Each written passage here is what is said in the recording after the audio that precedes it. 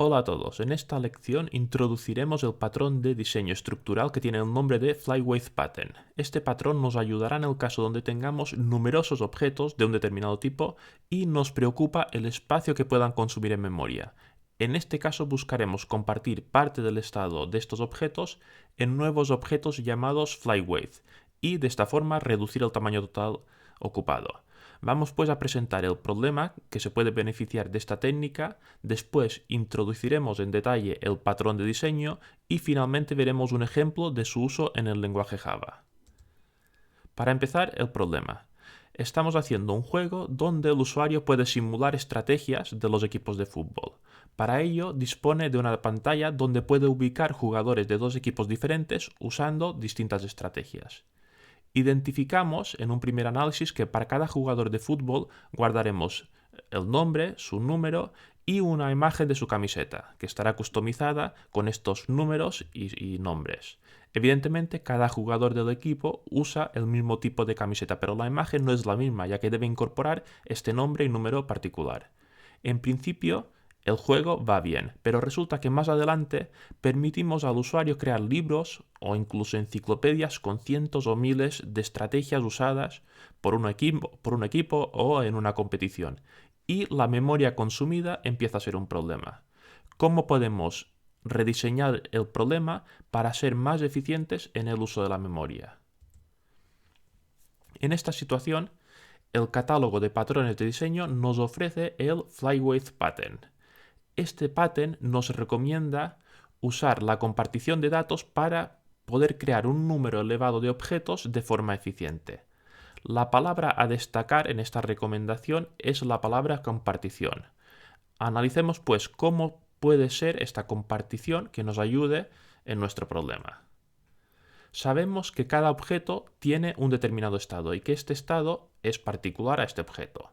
El Flyweight Pattern nos propone analizar este estado y distinguir qué parte de él es propio del objeto y exclusivo de él y qué parte puede ser compartido entre distintas instancias. El Flyweight Pattern llama estado intrínseco al que no es propio de cada instancia, sino que puede ser compartido por una familia de objetos diferentes. Los datos que sí son propios del objeto y no pueden ser compartidos reciben en el pattern el nombre de estado extrínseco.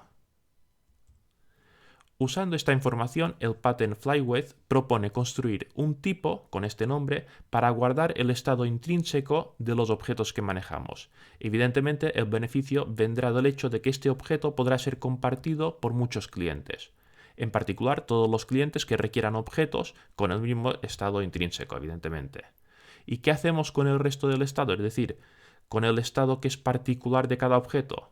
El pattern llama a este estado context, ya que representa el contexto de ejecución particular en el que se va a usar un objeto Flyweight. Quizás suena un poco complicado, pero con un ejemplo lo veréis más claro. El punto de partida, sin usar el patrón de diseño, sería disponer de distintos clientes, cada uno con una referencia a un objeto exclusivo. Cada uno de estos objetos tendría un estado propio que, como hemos visto, tendría una parte intrínseca representada en esta presentación con el color, que no es propia del objeto, sino común a una familia de ellos, y una parte extrínseca propia de cada objeto, representado en el diagrama con una S y un número. Es importante decir que un cliente espera que cuando usa un objeto, invocando métodos sobre él, la respuesta sea la correcta, evidentemente. Es decir, como la respuesta va a depender del objeto concreto que usamos, la respuesta recibida por cada cliente debe considerar tanto el estado intrínseco como el extrínseco del objeto que se usa. El Flyweight Pattern nos propone que los clientes reusen objetos que representan los distintos estados intrínsecos, con el objeto, evidentemente, de reducir el espacio ocupado por nuestra aplicación.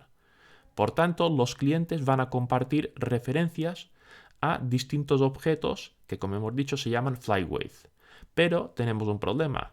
Aunque usemos este patrón, los clientes quieren que sus invocaciones a los objetos que referencian devuelvan una respuesta específica al objeto que referenciaban inicialmente.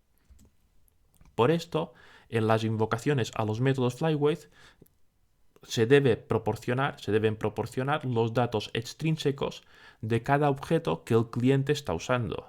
De esta forma, el cliente ya sí recibiría una respuesta correcta, igual que en la situación anterior a la aplicación del pattern.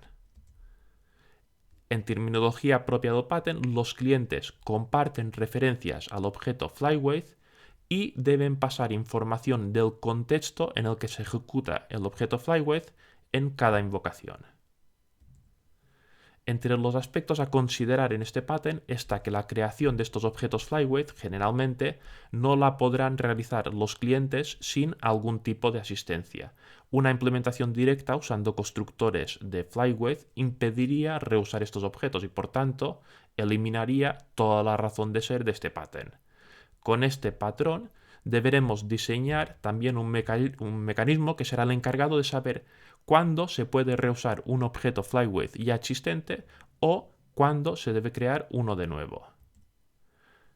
Por supuesto, como con el resto de patterns, la idea fundamental que este representa admite distintas implementaciones. Por ejemplo, en lugar de que el cliente tenga una referencia directa al flyweight y que pase como parámetro el contexto en cada una de las invocaciones que realiza sobre este objeto, podemos representar explícitamente el contexto de ejecución como un objeto y hacer que sea este objeto el que es referenciado por el cliente.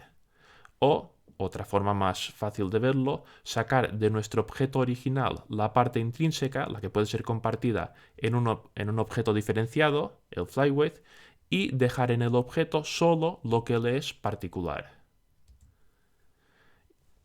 Ahora que hemos visto el patrón de diseño, veamos cómo lo aplicaríamos a nuestro problema. Recordad, nuestro problema era debido a que el espacio que ocupaban disponer de muchos jugadores diferentes, donde debíamos guardar una imagen para cada uno de ellos. Para aplicar el patrón deberíamos preguntarnos, ¿cuál es para cada uno de estos jugadores el estado intrínseco y el estado extrínseco? Es decir, qué es propio y particular de cada jugador y qué es compartido entre distintos jugadores.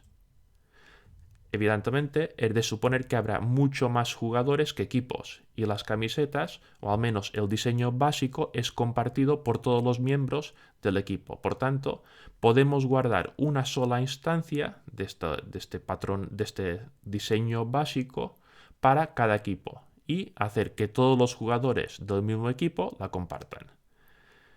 El cliente, en este caso el usuario del juego de fútbol, confía en ver una camiseta propia para cada jugador, con su diseño del equipo y su nombre y número particular añadido.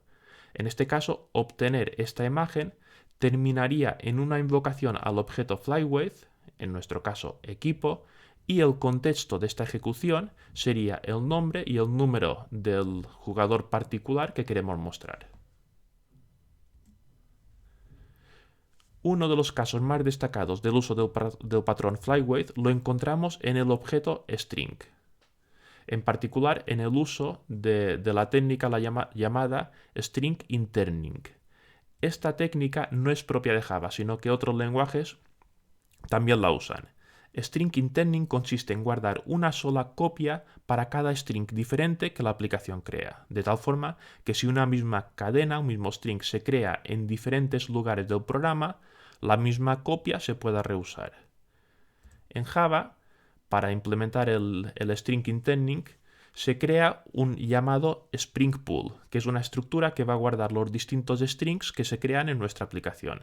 Las variables tipo string serán entonces referencias a cadenas guardadas en este pool. Como vemos en el ejemplo, aunque tengamos 3 objetos del tipo string, en tiempo de ejecución solo hay 2 objetos diferentes, ya que uno de los strings ha podido ser reusado. Estaríamos pues en un caso simplificado de flyweight, ya que todo el estado de los objetos string es intrínseco. No hay estado extrínseco, ya que las referencias saludo y revista no necesitan nada exclusivo a ellas, sino que todo el estado es el contenido en el objeto flyweight, que es el string hola en el pool. Aprovechemos la situación para explicar algunos de los comportamientos misteriosos de la clase string. comportamientos que ahora nos parecerán triviales y lógicos sabiendo que son necesarios para que este mecanismo funcione. Dicho de otra forma, ¿qué es necesario en el tipo string para que esta técnica de string intending funcione correctamente? En primer lugar, ya que los clientes comparten referencia a un mismo elemento del pool, o en términos de pattern a un mismo flyweight, este debe ser inmutable, es decir, no modificable. Imaginaos que una referencia puede modificar el estado del flyweight. Automáticamente todas las referencias que lo comparten verían esta modificación. Y pensad que para el cliente, este tiene que ser una referencia exclusiva al objeto. En el ejemplo de las camisetas, si las camisetas del equipo no fuesen inmutables, por ejemplo, se pudiesen estropear, si un jugador estropease su camiseta, todos los jugadores del mismo equipo verían su camiseta estropeada.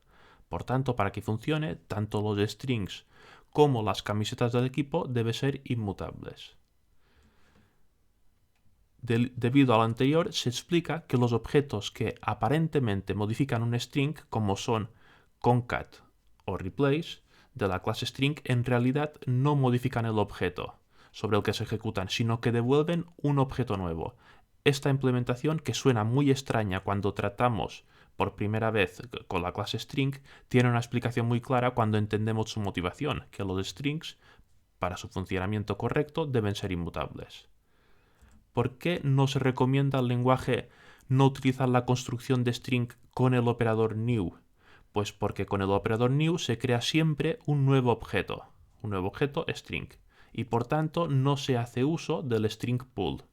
Por eso está la recomendación de crear los strings directamente con el literal y evitar el uso del new string. También el uso del pool nos explica por qué para los strings suele funcionar tanto la comparación con equals como la comparación con igual. Es decir, ya que se están reutilizando los objetos del pool, pues la comparación con igual que comprueba que dos referencias apuntan al mismo objeto, muchas veces nos funciona con los strings.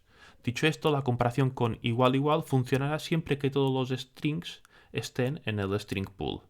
Si otra parte de la aplicación utiliza new string, entonces esta garantía ya no existe. Otro efecto curioso es que no siempre el uso del pool es lo que necesitamos. En particular, partes del código que necesitan guardar información de uso muy restringido, como puede ser un password, no estarán nada interesados en que estos textos, estos strings, queden en un pool compartido. Por eso veréis que algunas APIs de seguridad evitan el uso de strings para guardar información sensible y en su lugar usan arrays de chars. Ahora que conocéis el patrón flyweight y la técnica de string intending, seguro que estos caprichos raros ya tienen mucho sentido. Y con esto terminamos el tratamiento del flyweight pattern. Como hemos dicho, se trata de analizar nuestros objetos y observar si una parte de su estado, o quizá incluso todo, como es el caso de los strings, puede ser compartido entre distintos clientes y por tanto podemos mejorar el uso de la memoria que hace nuestra aplicación.